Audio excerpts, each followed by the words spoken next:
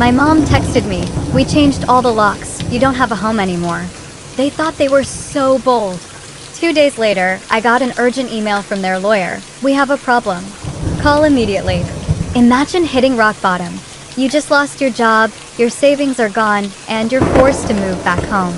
Then, you pull into your own driveway and the front door won't open because your own parents have literally changed every single lock, sending a text that rips your world apart. "We changed all the locks. You don't have a home anymore." I typed back through blurring tears. How funny, how brave they think they are. Our relationship had always been complicated, but this crossed a line I never knew existed. And yet, just 2 days later, an urgent email from their lawyer would change absolutely everything. My name is Mackenzie Wilson, I'm 28, and this is the story of how my life shattered, only to be rebuilt by a twist I never saw coming. Growing up in Oakwood Heights, a middle-class suburb outside Boston, my childhood looked picture-perfect on the outside. Our two-story colonial, with its manicured lawn and white picket fence, could have been ripped straight from a real estate magazine. But inside those walls, my parents, Patricia and Robert Wilson, ran our home like a military academy. From my earliest memories, everything had to be their way. My mom scheduled every single hour of my day: piano lessons on Mondays, swimming on Tuesdays, academic tutoring on Wednesdays. And my dad? He'd review my report cards with a red pen, circling any grade below an A with a disappointed sigh. Mackenzie, he'd intone, pushing my B+ math test across the kitchen table. Excellence isn't optional in this family. My younger brother, Trevor, adapted perfectly. Years younger than me, he quickly became the golden child, following every rule without question. National Honor Society, captain of the debate team, eventually admitted to my father's alma mater. Trevor checked every single box on their perfect child checklist. Me?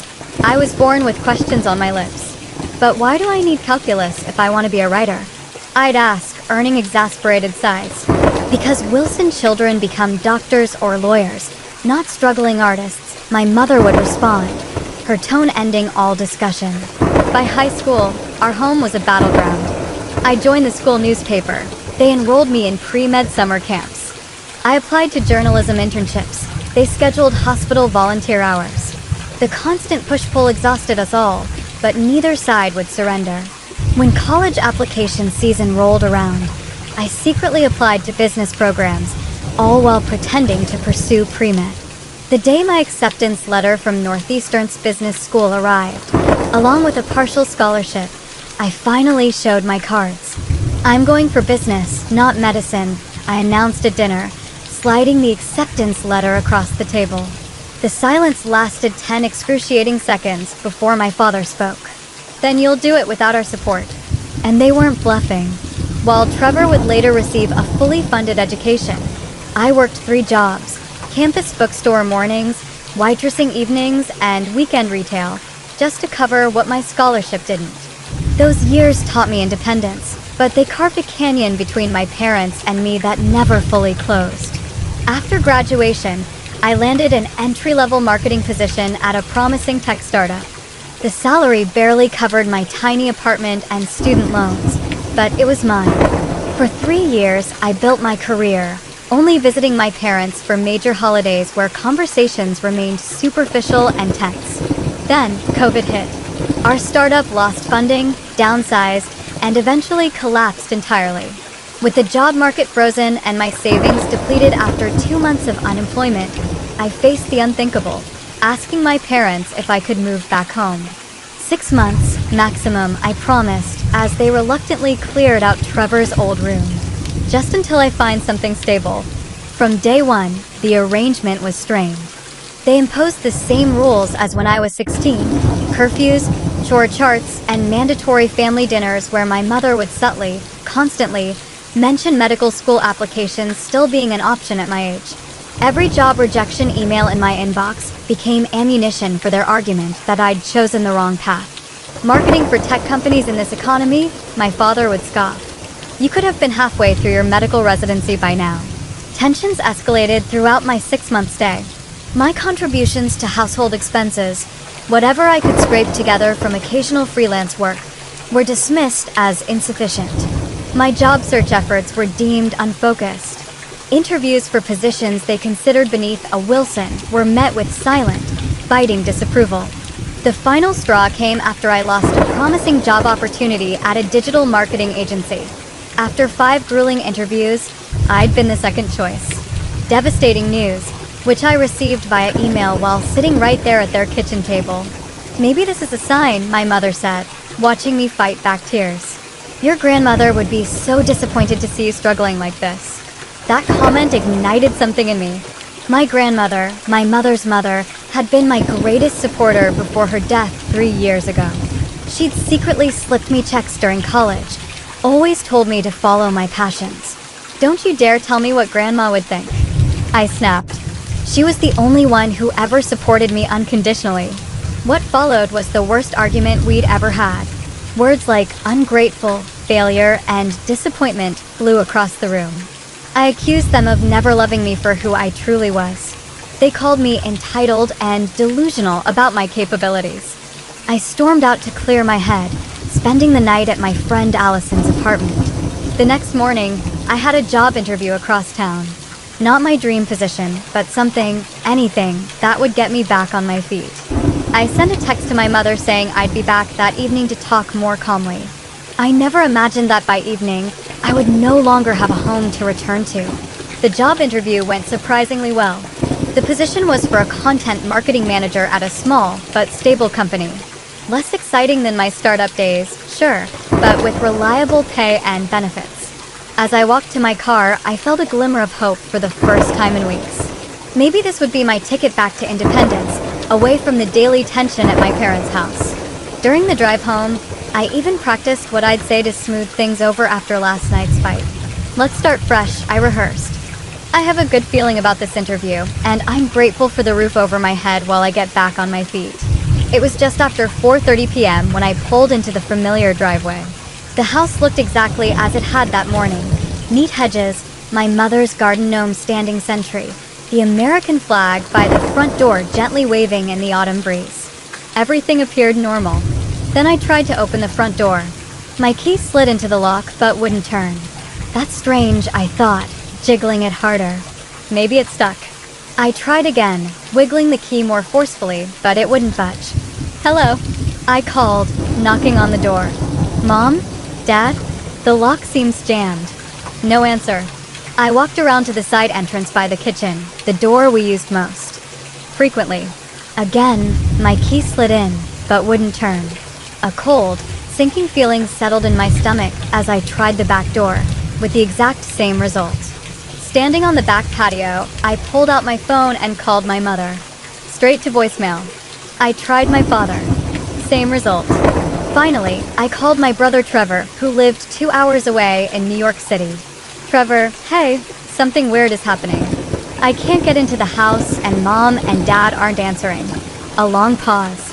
"Mac, I think you should check your texts." I pulled the phone from my ear and saw a new message notification from my mother that had arrived during my call with Trevor. With trembling fingers, I opened it. "We changed all the locks. You don't have a home anymore. After last night, we've decided it's time for you to figure out your life on your own. Your things will be boxed up and available for pickup on Saturday when we'll be out. Arranged to have everything removed by 5 p.m. The ground seemed to tilt beneath me as I read and reread the message. My parents had locked me out. They had actually changed the locks while I was at a job interview. My home of 6 months, and my childhood home of 18 years before that, was suddenly inaccessible to me. Through the shock, I typed back, "How funny, how brave they think they are." The laugh was pure bravado. Inside, I was crumbling. I immediately tried calling again, but both their phones remained off. I looked up at the house, at my bedroom window on the second floor, and realized all my possessions were inside. My clothes, my laptop, my portfolio, my birth certificate and passport. Everything. "Mac? You still there?" Trevor's voice came through the phone. I'd forgotten he was still connected. "Did you know about this?" I asked, my voice barely a whisper. "Not until an hour ago. They called me after they did it." He sounded uncomfortable. "Look, they're really upset about last night. Just give them some time to cool off. Time, Trevor? They've locked me out. All my stuff is in there. My documents, my work materials, everything. I have nowhere to go. Maybe stay with a friend for a few days? I'd offer my place, but Lisa's parents are visiting, and forget it. I cut him off, anger replacing shock. Just tell them this is illegal. They can't just throw me out without notice. I'll talk to them, he promised weakly. Just don't do anything to make it worse, okay? I hung up and sat in my car, staring at the house where I'd grown up. Through the kitchen window, I could see my mother moving around, deliberately not looking outside. She knew I was here. They both knew. With shaking hands, I called Allison, the friend I'd stayed with the previous night. Ally, I need a huge favor. Can I crash on your couch again? My voice broke. My parents changed the locks. They've kicked me out. Allison's outrage was immediate and comforting. They did what? Of course, you can stay here. Oh my God, Mac, that's horrible. Do you need me to come get you? No, I have my car. I'll be there in 20 minutes. Thank you so much. As I started the engine, Mrs. Henderson, the elderly neighbor who'd lived next door since I was a child, approached my window with concern written across her face. Mackenzie, dear, is everything all right?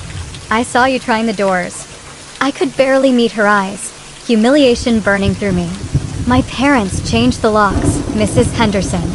They've decided I'm not welcome anymore. Her face fell. Oh, sweetheart, that's not right. Do you have somewhere to go? Yes, a friend's place. But all my things are still inside. She patted my hand through the window. I'll keep an eye out. If I see them leaving, I'll let you know. Maybe you can get your essentials then. I thanked her and drove away, watching my childhood home recede in the rearview mirror, feeling like I was 16 again, powerless, misunderstood, and completely alone. That night on Allison's couch was the lowest point of my adult life. After she went to bed, I finally allowed myself to break down completely. The betrayal cut deeper than I could have imagined. These were my parents, the people who were supposed to love me unconditionally. Instead, they'd literally locked me out of their lives because I didn't fit their predetermined mold. I scrolled through old family photos on my phone until 3 a.m., wondering where it all went so wrong and how I would rebuild my life from scratch with most of my possessions held hostage. Little did I know that in just 2 days, an unexpected email would turn the entire situation upside down. Waking up on Allison's couch the next morning, it took a few disorienting seconds to remember why I wasn't in my own bed. Then, reality crashed down. I was effectively homeless. The validation of having a permanent address, a key that opened a door to my own space, had been stripped away overnight. I made coffee, Allison said, padding into the living room in fuzzy slippers. Her one-bedroom apartment was tiny but cozy, filled with plants and colorful throw pillows. And I called in sick to work. Figured you could use the company. You didn't have to do that, I said, fighting back a fresh wave of tears at her kindness. Well, someone should be on your side, she said, handing me a steaming mug. So, what's the plan? Plan. Right. I needed a plan. First, I tried calling my parents again. Both numbers went straight to voicemail. I left messages that started calm and became increasingly desperate. Mom, Dad, please call me back. We need to talk about this. This is illegal. You know you can't just throw someone out without notice. Please, at least let me get my important documents and work computer. No responses. Around noon, I drove back to the house, hoping to catch them leaving or returning so I could talk face to face. The driveway was empty, but both their cars were gone. I'd forgotten it was Wednesday, my mother's standing lunch with her church friends, my father's golf day. Mrs. Henderson spotted me from her garden and hurried over. They left about an hour ago, she confirmed. Your mother was carrying a shopping list, so they might be gone a while. I eyed the house, considering my options. Could I find an open window? Should I call a locksmith? But then what? Break into my own home, only to have them call the police on me? Mackenzie, Mrs. Henderson said gently. Your father gave me this for you before they left. She handed me a sealed envelope. Inside was a typed letter. Cold and formal. Any attempt to enter the premises without our permission will be considered trespassing. Your belongings will be available for collection on Saturday between 2 to 5 p.m., as previously arranged. We expect all items to be removed at that time. The letter wasn't even signed. Just printed, like a notice to a tenant. I don't understand how they can do this, I said, voice breaking. That's my home too. Mrs. Henderson shook her head sadly. I've known your parents for 25 years, and I've never approved of how they treated you. Your grandmother, Eleanor, would be heartbroken to see this. The mention of my grandmother sent a fresh pang through my chest. She'd been my safe harbor during the worst storms with my parents. After she passed 3 years ago, I'd lost my greatest ally. Thank you for being kind, I told Mrs. Henderson. At least I know someone's watching the house. I'm worried about my things. I'll keep an eye out, she promised. And Mackenzie, this isn't your fault. Remember that. The rest of the day became a blur of logistics, the unglamorous reality of sudden displacement. I visited a nearby coffee shop with free Wi-Fi to job hunt, made an appointment at the DMV to replace my driver's license. The original was inside the house, and called my bank. The bank delivered another shock. My parents had removed me from the joint account we'd established when I was in college, the account where my freelance checks were deposited. The account that contained my last $847. The primary account holders made this change yesterday afternoon. The bank representative explained apologetically. There's nothing we can do, since you were listed as a secondary holder. I'd been financially cut off too. My parents weren't just forcing me out, they were systematically erasing my safety nets, one by one. That evening, scrolling through social media on my phone, I saw Trevor had posted family dinner photos. My parents smiling around a homemade lasagna, my mother's specialty. The caption read, "Nothing like mom's cooking. Blessed family time." I threw my phone across Allison's couch. They're acting like everything's normal, I said when she looked up, startled. Like they didn't just throw their daughter onto the street. And Trevor's playing along. Allison retrieved my phone. Your brother's always been their puppet, you know that. He could at least acknowledge what they did was wrong. Family loyalty is complicated. She paused. Speaking of which, you can stay here through the weekend, but Ethan's moving in Monday, remember? Ethan was Allison's boyfriend. They'd been planning to move in together for months. Of course, I said. I'll figure something out by then. But the walls were closing in. I'd been job hunting for months with no success. My savings were gone. My possessions were being held hostage. And now I had 3 days to find new accommodations with no income. That night, sleeping fitfully on Allison's couch, I was plagued by stress dreams, showing up to job interviews naked, running through endless hallways of locked doors, my parents laughing as I frantically tried key after key. I woke up exhausted, with a tension headache pressing behind my eyes. You look terrible, Allison said, not unkindly. Maybe you should talk to someone. Like a therapist. With what money? No, like a lawyer. What your parents did has to be illegal. The thought had crossed my mind, but attorneys cost money I didn't have. Besides, suing my own parents felt like crossing a line, even after everything they'd done. Let me see what happens Saturday when I get my things, I said. Maybe they'll have cooled off by then. But deep down, I knew better. This wasn't a spontaneous action. It was the culmination of years of conditional love. My parents had finally found the ultimate way to control me, by removing my security completely. That afternoon, I used the last of my cash to buy a prepaid phone card, worried my phone bill wouldn't process with my account frozen. I was applying for a barista position. Any job would do at this point, when my email notification chimed. Sender, Sanders and Wilson Law Firm. Subject, urgent regarding Wilson family property and assets. My heart plummeted. Were my parents actually suing me now? For what? Being a disappointment? With trembling fingers, I opened the email that would completely transform my understanding of the past 28 years. The email began formally. Dear Miss Wilson, I am contacting you regarding urgent matters pertaining to the Eleanor Wilson Trust, for which our firm serves as legal executive. Recent events have necessitated our immediate intervention. Eleanor Wilson, my grandmother. I read on, my heart racing. It has come to our attention that your current residential status has been compromised. which constitutes a direct violation of the terms established in your grandmother's trust. We request an immediate consultation to discuss your legal options. The message included contact information for Jonathan Peters, senior partner, and requested I call at my earliest convenience. A confidentiality notice at the bottom warned against unauthorized disclosure of the email's contents. I read it 3 times, trying to make sense of it. My grandmother had a trust? One that somehow involved my residential status? And what did they mean by legal options? With shaking hands, I dialed the number. Sanders and Wilson, how may I direct your call? Came a professional female voice. This is Mackenzie Wilson. I received an email from Jonathan Peters about my grandmother's trust.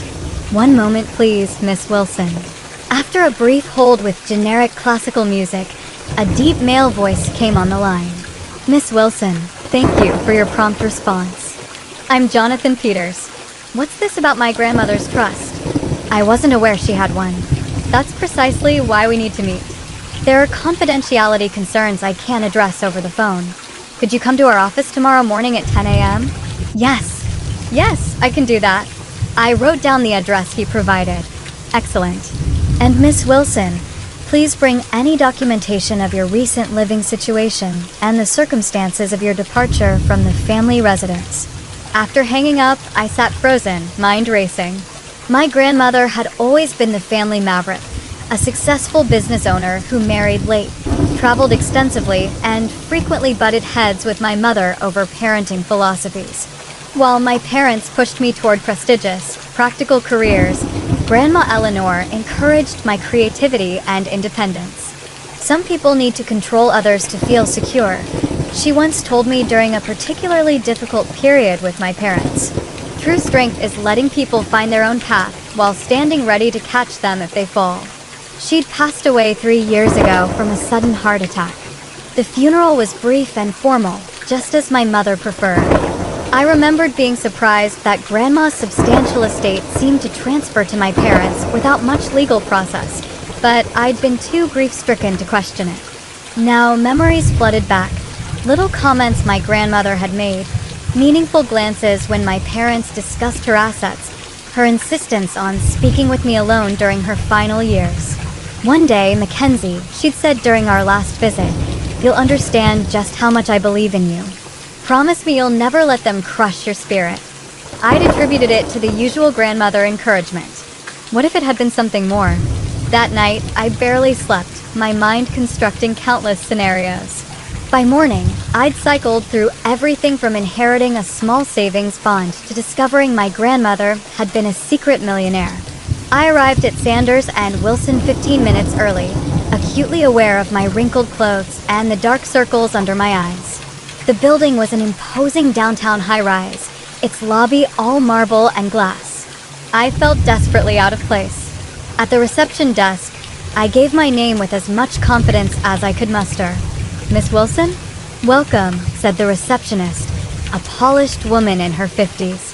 Mr. Peters is expecting you. 15th floor, suite 1520. The elevator ride gave me time to compose myself. Whatever this meeting revealed, I needed to appear capable and collected. Suite 1520 opened into a tasteful reception area with leather seating and discreet lighting. Before I could approach the desk, a tall man with silver hair and a tailored suit emerged from an interior office. Miss Wilson? Jonathan Peters. Please come in. His office was spacious, but not ostentatious, with views of the city's skyline and walls lined with law books. He gestured to a comfortable chair across from his desk. Thank you for coming on such short notice. I understand you're in a difficult situation. That's putting it mildly, I said, then caught myself. Sorry, it's been a stressful few days. Completely understandable. He opened a thick folder on his desk. Miss Wilson, were you aware that your grandmother established a family trust prior to her death? No. I knew she had assets, but my parents handled everything after she passed. That's part of the problem. His expression turned grave. Your grandmother established what we call a conditional trust. The Wilson family home, where you've been living until recently, was placed in this trust, along with significant financial assets. My heart began to race. What kind of conditions? The primary condition was that the property would remain your family home, with guaranteed residence rights for all direct Wilson family members, including you. Your parents were named trustees, but their right to occupy the property was explicitly contingent on your continued access to the home whenever you needed it. The implications hit me like a physical blow. Are you saying the house is actually part of my grandmother's trust? Not my parents' property. Correct. The house belongs to the Eleanor Wilson Trust. Your parents have been receiving a monthly stipend from the trust to maintain the property, with the understanding that it would always remain available to you. And by changing the locks and barring me from entry, they've violated the fundamental terms of the trust. He confirmed, which is why our firm, as the trust's legal executive, was automatically notified. Automatically notified? How? Your grandmother was quite thorough. The trust includes monitoring provisions. When your access credentials failed to open the locks on 3 separate doors within a short time frame, it triggered an alert. I must have looked stunned, because he added gently, your grandmother anticipated potential family dynamics issues. She wanted to ensure your interests were protected. Tears welled in my eyes as the full meaning sank in. My grandmother hadn't just loved me, she'd taken concrete steps to protect me from exactly the kind of rejection my parents had just enacted. There's more, Jonathan continued, pulling out additional documents. The trust includes substantial educational funds that were to be made available to you upon request. According to our records, you've never accessed these funds despite completing your degree. Did you apply for these through your parents? No, I whispered. I worked multiple jobs to put myself through college. My parents said they wouldn't support my business degree. Jonathan's expression darkened. I see. That's extremely concerning. As your parents, as trustees, we're legally obligated to inform you of these available funds. We'll need to investigate whether there's been financial impropriety. The room seemed to spin around me. Not only had my parents locked me out of a home that wasn't technically theirs to control, but they might have been withholding education funds specifically designated for me. What happens now? I asked, my voice barely audible. You have several options, Jonathan said, his tone becoming more formal.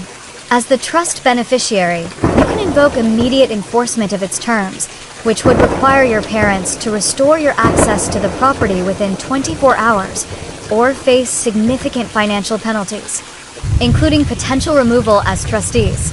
You mean I could force them to let me back in? Or potentially remove them? Yes. Alternatively, we could negotiate a settlement that respects your grandmother's intentions while allowing for an amicable resolution. This might include establishing separate housing for you, funded by the trust, while your parents continue to occupy the family home under revised conditions. I sat in stunned silence, trying to process this complete reversal of power. For my entire life, I'd been at my parents' mercy, financially, emotionally, practically. Now, in a twist I could never have anticipated, I held significant legal leverage. I need time to think, I finally said. Of course. Jonathan handed me a USB drive. This contains digital copies of the relevant trust documents for your review.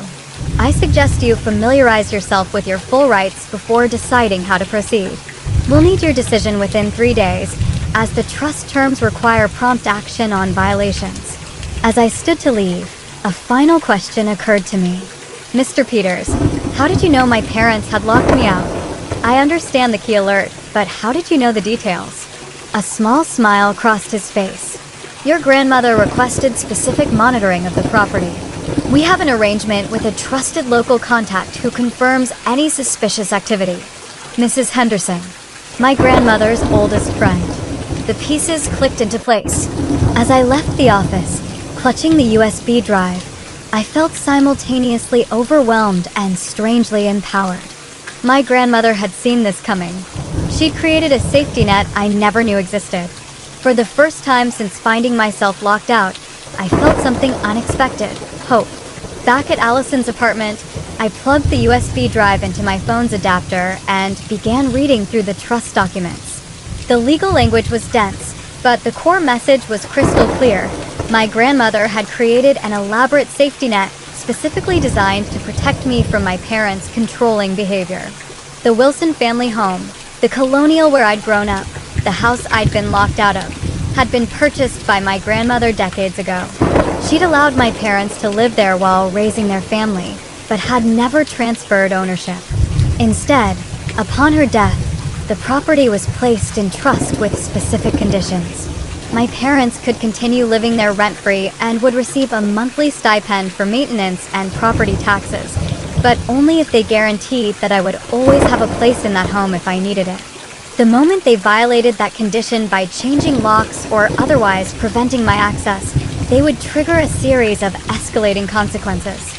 First came a formal warning.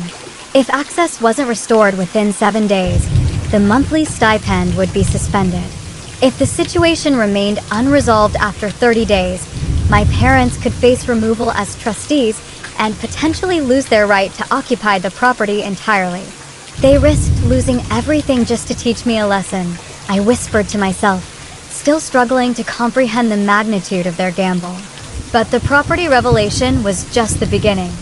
As I continued reading, I discovered that my grandmother had established a substantial education fund that should have been available to me throughout college and remained accessible for further education or professional development. According to the documentation, my parents, as trustees, had received quarterly reminders of these funds. Yet they'd watched me work 3 jobs, take out loans, and struggle financially through college without ever mentioning this available support. Most shocking of all was the personal letter from my grandmother included in the digital files, dated just 2 months before her death. It spoke directly to me. My dearest Mackenzie, if you're reading this, then something has gone wrong. I've tried throughout your life to buffer the controlling tendencies I've observed in your parents, my own daughter included, but I've always feared that without my presence, their behavior might escalate. This trust is my way of protecting you, even after I'm gone. You have always been brave enough to forge your own path, even when it was difficult. That independent spirit is your greatest strength, though your parents may see it as defiance. The funds and provisions included here are not about money, but about freedom. The freedom to make your own choices without economic coercion. Use these resources wisely, but never feel guilty for claiming what is rightfully yours. Know that I am prouder of you than words can express. All my love, Grandma Eleanor. I read the letter 3 times, tears streaming down my face. Even from beyond the grave, my grandmother had found a way to support me, to validate my choices, and to provide the unconditional love my parents had always withheld. The next morning, I returned to Jonathan Peters' office with a clearer understanding and many questions. I've reviewed the documents, I told him after we'd settled in his office. I'm still processing everything, but I have concerns about the education fund. If my parents have been misusing it. Jonathan nodded gravely. We've begun a preliminary audit. The initial findings are troubling. It appears that regular withdrawals have been made from the education fund over the past 3 years, despite you not being enrolled in any educational programs during that period. They've been taking money that was meant for me? Is that legal? As trustees, they had technical access, but the terms clearly state the funds were exclusively for your educational benefit. If they've been using these funds for other purposes, it constitutes a serious breach of fiduciary duty. The betrayal cut deep. Not only had they denied me access to financial support during college, but they appeared to have been helping themselves to my inheritance since my grandmother's death. We've also confirmed through property records that significant renovations were made to the family home last year, Jonathan continued. A new kitchen, master bathroom upgrades, and a backyard landscaping project totaling approximately $87,000. I remembered those renovations. My mother's dream kitchen with custom cabinets and top-of-the-line appliances. My father's elaborately landscaped backyard retreat with a built-in grill and water feature. Projects they'd claimed they'd been saving for over many years. They used my education money to remodel the house, I said flatly. That appears to be the case. We'll need to conduct a full forensic accounting to determine the exact amounts and timing. I sat back, overwhelmed by the scale of deception. What are my options? Jonathan outlined 3 potential paths forward. First, I could pursue immediate and full enforcement of the trust terms, which would likely result in my parents being removed as trustees, potential legal action to recover misappropriated funds, and a forced restoration of my residence rights. Second, I could seek a negotiated settlement that would acknowledge the violations, but allow for a more measured resolution, perhaps establishing separate housing for me funded by the trust, while imposing stricter oversight of my parents' trustee activities. Third, I could attempt family mediation with legal representation present, trying to resolve the situation while preserving some family relationship. Given what I've learned, why would I choose anything but the first option? I asked. Jonathan leaned forward, his expression serious. Miss Wilson, in my 30 years of practice, I've seen how family legal battles can unfold. Even when someone has been deeply wronged, as you have been, the emotional cost of a protracted legal fight against one's own parents can be devastating. I would be remiss not to present all options. I appreciated his candor. What would you recommend? I suggest we begin with a formal legal notice outlining the trust violations and your rights as beneficiary. This gives your parents an opportunity to respond before we take more aggressive action. Sometimes simply demonstrating that the power dynamic has shifted is enough to bring the other party to the table. It made sense. Let's do that. I'll prepare the documents today. We can deliver them tomorrow. As I stood to leave, another question nagged at me. Mr. Peters, did my grandmother ever express why she set up such elaborate protections? Did she know my parents would do something like this? He considered his words carefully. Your grandmother was a remarkably perceptive woman. During our discussions about this trust, she expressed concern about what she called conditional love, the tendency of your parents to withdraw support whenever you made choices they disagreed with. She believed this pattern might escalate after her passing. She saw it all so clearly, I murmured. Indeed. Her primary concern was ensuring you would have the freedom to build your life on your own terms, without economic coercion. That's why the trust includes not just housing provisions, but educational and career development funds as well.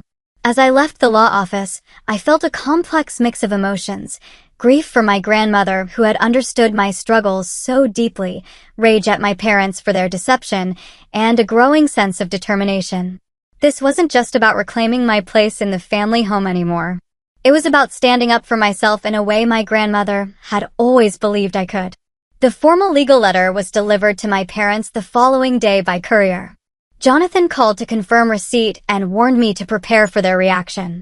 It came within hours, a barrage of calls and texts from both parents, ranging from incredulous to furious to suddenly conciliatory. What is the meaning of this? My father demanded in his first voicemail.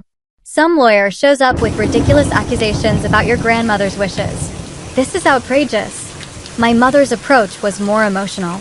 Mackenzie, I can't believe you would do this to your own family after everything we've done for you. Please call us immediately. An hour later, their tone had shifted dramatically. Honey, there's clearly been a misunderstanding, my mother's text read. We never intended for you to leave permanently. Let's talk this through as a family. I forwarded each message to Jonathan without responding directly. His advice was clear. Let the legal process work without getting drawn into emotional manipulation. Late that evening, Trevor called. Mac, what the hell is going on? Mom and Dad are completely freaking out about some trust and lawyers showing up at the house. Did they tell you what they did? Locking me out? Taking my education money? A long pause. They said you're twisting things, that Grandma's trust was meant for the whole family, and you're trying to use it against them. I laughed bitterly. Of course that's what they said. Ask them about the $87,000 kitchen remodel paid for with my education fund. That can't be right. They said they saved for years. Trevor, I have the financial records. They've been stealing from me since Grandma died, just like they've been controlling both of us our entire lives. Another long silence. I don't know what to believe right now. Then come to the meeting Jonathan is arranging. A formal discussion with all parties present. See the evidence for yourself. After I hung up, I felt a strange calm settle over me. For the first time in my life, I wasn't powerless against my parents' manipulation. I had truth, legal standing, and my grandmother's unwavering support, even from beyond the grave. The stage was set for a confrontation that would either tear my family apart completely or force a long overdue reckoning with decades of controlling behavior and conditional love. Either way, I was finally ready to stand my ground. The meeting was scheduled for the following Tuesday at 10 a.m. in a conference room at Sanders and Wilson. Jonathan suggested neutral territory would be best for such a charged discussion. I spent the days leading up to the confrontation preparing, both practically and emotionally. Jonathan provided me with a complete financial breakdown of the trust, highlighting specific instances where funds designated for my education and welfare had been misappropriated. The total exceeded $120,000 over 3 years, money that should have supported my education and career development. Allison helped me assemble a professional outfit from her closet, since most of my clothes were still at my parents' house. "You need to look like you're in charge," she insisted, lending me a tailored navy blazer and crisp white blouse. The morning of the meeting, I arrived 30 minutes early, my stomach in knots despite my preparation. Jonathan met me in the lobby. "Remember," he advised as we rode the elevator, "this isn't about punishment. It's about establishing boundaries and ensuring your grandmother's wishes are honored moving forward." The conference room was intimidatingly formal, a long mahogany table surrounded by leather chairs, water pitchers, and glasses at each place setting. Jonathan had arranged for an associate to take notes and for a financial advisor from the trust management team to be present. At precisely 10 a.m., my parents arrived, accompanied by a lawyer of their own, Gregory Walsh, a longtime family friend and my father's golf partner. My brother Trevor slipped in behind them, looking uncomfortable and out of place. The initial greetings were stiff and formal. My mother attempted to approach me with an embrace, but I stepped back, maintaining professional distance. Her hurt expression might have affected me once, but I now recognized it as a manipulation tactic. Once everyone was seated, Jonathan opened the proceedings. "We're here today to address serious concerns regarding the administration of the Eleanor Wilson Trust, specifically violations of the residence provision and potential misappropriation of designated funds." My father immediately interrupted. "This is ridiculous. Eleanor was my mother-in-law. We had countless conversations about her wishes for the family home." "With all due respect, Mr. Wilson," Jonathan replied evenly, "the legal documents speak for themselves. The trust terms are explicit regarding Miss Mackenzie Wilson's guaranteed right to reside in the family home whenever needed." He slid copies of the relevant trust sections across the table. "Furthermore," he continued, "our financial audit has identified numerous withdrawals from the education fund that appear to have been used for home renovations and personal expenses rather than Miss Wilson's educational benefit, as stipulated." My mother's face had gone pale. My father looked between his lawyer and Jonathan, clearly unsettled by the directness of the accusations. Mr. Walsh cleared his throat. "We acknowledge there may have been some technical violations of the trust terms, but these were minor administrative oversights, not deliberate breaches. Changing the locks to explicitly bar a beneficiary from the residence is hardly a technical violation or administrative oversight," Jonathan countered, his tone still professional but with an edge of steel. "Nor is withdrawing over $120,000 from a designated education fund for personal home improvements." Trevor's head snapped up. $120,000. "Mom? Dad? You said it was just some maintenance expenses." My father shot him a warning look. For the next hour, Jonathan methodically presented the evidence: financial records, property invoices, text messages documenting the lockout, and my grandmother's explicit instructions regarding my welfare. With each new piece of evidence, my parents' position weakened visibly. Finally, when the financial presentation concluded, Jonathan turned to me. "Miss Wilson, would you like to address your concerns directly?" Taking a deep breath, I looked directly at my parents for the first time since the meeting began. "My entire life, you've used financial control as a weapon. When I chose business over medicine, you cut me off completely. You watched me work 3 jobs through college without ever mentioning the education fund Grandma established for me. And when I needed shelter during a difficult time, you exploited my vulnerability to reassert control over my life." My voice grew stronger as I continued. "What hurts most isn't the money. It's that you betrayed not just me, but Grandma Eleanor too. She trusted you to honor her wishes, to support my independence, even when you disagreed with my choices. Instead, you violated that trust in every possible way. My mother's eyes filled with tears. We only wanted what was best for you, Mackenzie. We've always just wanted you to succeed. No, I replied firmly. You wanted me to succeed on your terms, following your plan. That's not love. That's control. My father, looking cornered, finally erupted. This is how you repay us for raising you. By sicking lawyers on your own family. Your grandmother would be ashamed. Actually, Jonathan interjected smoothly. Mrs. Eleanor Wilson anticipated this exact scenario. That's why she established the monitoring protocols and enforcement mechanisms in the trust. She left explicit instructions regarding her concerns about your controlling behavior toward Mackenzie. He produced my grandmother's letter, copies of which were distributed around the table. As my parents read her words, the fight seemed to drain out of them. My mother covered her mouth, tears streaming freely now. Trevor, who had been silent throughout most of the meeting, finally spoke. I had no idea any of this was happening. Mac, why didn't you tell me how bad things were? Would you have believed me? I asked gently. You've always seen a different version of Mom and Dad than I have. He looked down, acknowledging the truth of my words. After a moment of heavy silence, Jonathan redirected the conversation. We need to establish a path forward that honors the trust terms while allowing for family healing, if possible. Miss Wilson has prepared a proposal. I nodded, pulling out the document I'd prepared with Jonathan's help. I'm not interested in punishing you or creating an ongoing legal battle, I began. What I want is independence and a recognition of the harm that's been done. My proposal has 3 parts. I outlined my terms clearly. First, the trust would purchase a small condo for me, using a portion of the education funds that should have been available during college. This would provide me with stable housing while I rebuilt my career. Second, my parents could continue living in the family home, but financial oversight of the trust would transfer to an independent trustee to prevent further misuse of funds. Third, we would commit to family therapy to address the patterns of control and conditional support that had damaged our relationship for decades. And if we refuse, my father asked, though his usual confidence had evaporated. Jonathan answered before I could. Then we proceed with formal enforcement of the trust violations.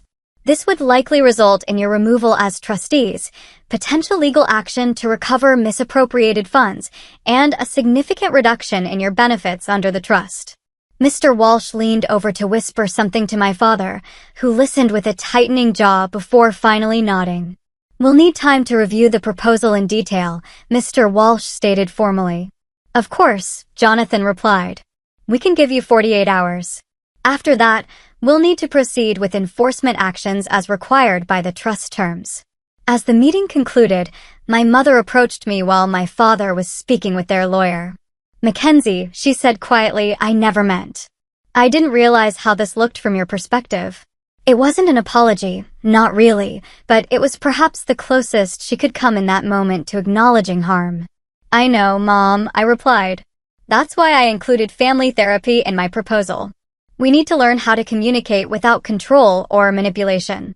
She nodded, a complex mix of emotions crossing her face. As everyone filed out of the conference room, Trevor hung back to walk with me. I should have paid more attention, he said. I knew things were always tense between you and them, but I had no idea about the money or how they treated you during college. You were the good child, I said without bitterness. You never had reason to see that side of them. I want to help fix this, he offered, whatever happens next. For the first time in days, I felt a glimmer of hope that some family relationships might be salvageable, even if they would never be the same. 47 hours later, Jonathan called with news. My parents had accepted the proposal, with only minor modifications to the therapy requirements. The process of establishing my new housing would begin immediately, and I would have access to the family home to retrieve my belongings whenever I wished. The confrontation hadn't been the dramatic showdown I'd imagined, with villains vanquished and justice thunderously served.